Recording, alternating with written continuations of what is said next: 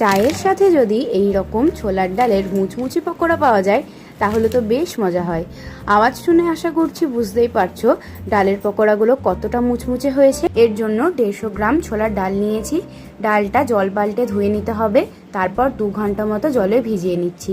এবার ডালটা যখন ভিজে ফেপে উঠবে তখন এটাকে একটা মিক্সারে নিয়ে নিচ্ছি। এবার ডালের সাথে দিয়ে দিচ্ছি 7 থেকে 8 কোয়া রসুন আর একটু আদা, আর জল দেবো 2 থেকে 3 চামচ। এর থেকে বেশি কিন্তু জল দিলে চলবে না। ডালের মধ্যে দিয়ে দিচ্ছি পেঁয়াজ কুচি আর লঙ্কা কুচি, আর দিচ্ছি পরিমাণ মতো নুন, একটু জিরে গুঁড়ো আর সামান্য একটু গরম মশলা। চাইলে কিছুটা লঙ্কা গুঁড়োও দিতে পারো।